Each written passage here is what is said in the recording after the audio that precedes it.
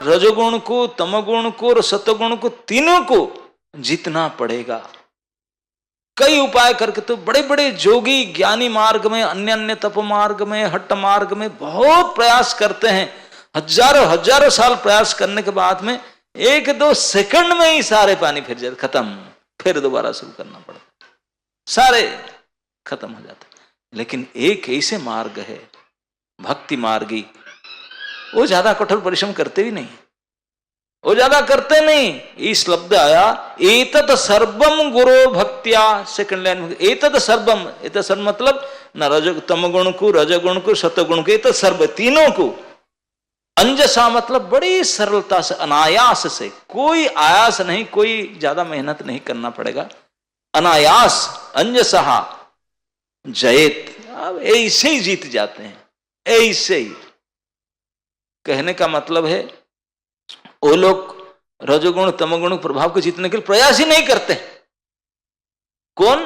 ना जो श्री गुरुदेव की आदेश को जीवन सर्वस्व करके पालन करते हैं, गुरु और भक्तिया, गुरुदेव को श्रद्धा और भक्ति करते हैं, उनके आदेश को पालन करते हैं श्रद्धा और भक्ति सहकार में, उन लोगों को कोई गुण के ऊपर जाने के लिए त्रिगुणातीत होने का प्रयास नहीं करना पड़ता, ना फिर बोले साइड इफेक्ट हो जाता है उसका। त्रिगुणातीत होना इज दी साइड इफेक्ट, मतलब ये उनका लक्ष्य नहीं है, मैं गुणातीत होकर क्या करूं। उनका लक्ष्य है प्रभु की सेवक बनना, इसलिए गुरुजन सेवक है, उनसे सेवा ट्रेनिंग ले सेवा करना। तो प्रभु की सेवा करने के लिए गुणातीत होना पड़ेगा, वो साइड इफेक्ट हो जाता है। मतलब ये आनुषंगिक फल, ये मुख्य फल नहीं है। ये गुणातीत हो जाना भक्तों को कैसे प्राप्त होता है?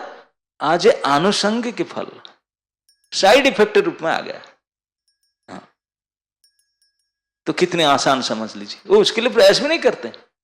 कैसे हो जाता है? क्योंकि भगवत कृपा, भगवान की कृपा के कारण जो अति असंभव, ये ऐसे ही साइड की तरह ऐसे ही आ गया, आयास के बिना, प्रयास के बिना आया नहीं, उसको जीत गए, कंट्रोल भी कर लिया। भगवत कृपा से ही हो सकता है। तो भगवत कृपा कैसे हुआ? न जस्य प्रसादात भगवत प्रसाद, क्योंकि गुरु की कृपा हो गया, गुरु की अनुकूलता हुआ, तो ये भगवान की कृपा हो गया। वो तो अपना आप हो गया, साइड कुछ नहीं करना पड़ेगा। तो इसी को नारद जी ने युधिष्ठिर महाराज समझाते हैं। तो भक्ति मार्ग इतने सरल सहज मार्ग है, इतने सीधा और सर्व प्रभावशाली मार्ग है, जिसमें जो अति दुस्तर इंद्रिय निग्रह आज साइड इफेक्ट ऐसे आ जाता है।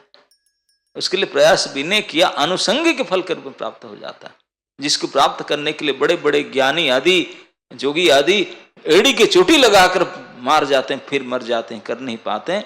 भक्तों के लिए तो ये आनुषंगिक फल के जैसा प्राप्त हो। बोले सो कैसे? बोले गुरु और भक्तिया, गुरु भक्ति से हो जाता है। तो इसलिए भक्ति मार्ग का यही विशेषता है। भक्ति मार्ग का शुरुआत कहां से होता है? आदो गुरुपाद आश्रय।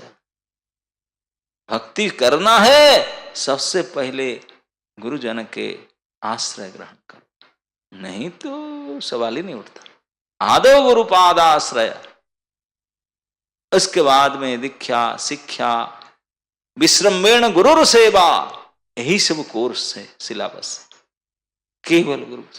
तो इसी में अगर गुरु को किसी प्रकार प्रसन्न कर पाया, तो गुरु तो प्रसन्न नहीं होते हैं, गुरु जैसे खुश हो जाते हैं तो उनके अंदर से भगवान प्रसन्न हो जाते हैं। भगवान प्रसन्न होने से क्या नहीं बनेगा बताओ?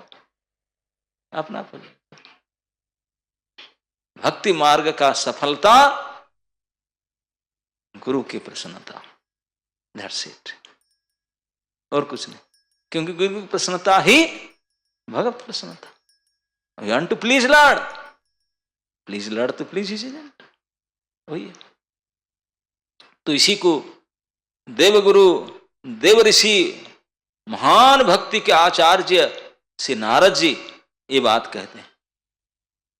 ये बात नारद जी कहते हैं युधिष्ठिर महाराज को बोले बाकी कुछ करना नहीं है, पूरी ताकत लगा करके विश्रम्भेण गुरु सेवा, और अगर श्रद्धा भक्ति के साथ कर लो तो ठाकुर जी ऊपर से ही कृपा कर देंगे, जो अति असंभव आसान से संभव हो जाए, आसान से हो जाए। लेकिन इतना आसान नहीं है गुरु जी को प्रसन्न करना, उसके लिए मेहनत लगाना पड़ता है। क्योंकि इस संसार में सबसे कठिन काम क्या जानते हैं? सबसे कठिन काम आप जानते नहीं, सबसे कठिन काम है किसी के अधीन हो जाना, अधीनता स्वीकार। ऐसे कैसे? ठीक है, थोड़ा तो ठीक है, इतना कर लूंगा, बाकी मेरे पंथ रहेगा। पूर्ण पराधीन हो जाना इस संसार में नेक्स्ट टू इम्पॉसिबल, और यही अपेक्षा करते हैं, यही अपेक्षा किया जाए भक्ति योग में कि गुरुजन के प्रति पूर्ण पराधीन हो जाना, तब ठाकुर जी कृपा करते हैं। अब ठाकुर जी की कृपा हो जाए तो आधी सेकंड में बन जाए काम, आधी सेकंड भी ना लगे। लेकिन इसके करने के लिए कोई जन्म लग जाए, ये जो स्वाधीन चित्त भाव हमसे अंदर छूटता नहीं। इसी के लिए प्रयास करना चाहिए कि मैं पूर्ण समर्पण कर दूं, उसी को ही मेरे जीवन सर्वस्व मान लूं। सफलता तो आपके नीचे बैठा हुआ है, कोई बात नहीं। ऐसे ही है ये भक्ति योग का ये पराकाष्ठा है। भक्ति योग में विशेषता और कुछ भी नहीं है, गुरु सेवा ही विशेषता है, गुरु प्रसन्नता ही सफलता है। इसी बात को कहते हैं, और इसी बात को आगे श्लोक में और विविडली कहेंगे कि अगर गुरु की सेवा करते हुए बोले अरे हमारे जैसे उबिते है और क्या है, थोड़ा सा सामान्य बुद्धि आ गया तो जितने भी भक्ति भक्ति सारे चुपट हो जाए। यहां ही हरि सिंह है कि नहीं? तो ही सिखा देते हैं कि जो लोग अति अनायास में सरलता से अपने जीवन की लक्ष्य को साधित करना चाहते हैं, सफल करना चाहते हैं, ये सफलता जो केवल अनायास भक्ति मार्ग में हो सकता है, भक्ति मार्ग का एकमात्र रहस्य है गुरुहितम, गुरु सेवावास। यही में सफलता, इसमें टिका हो।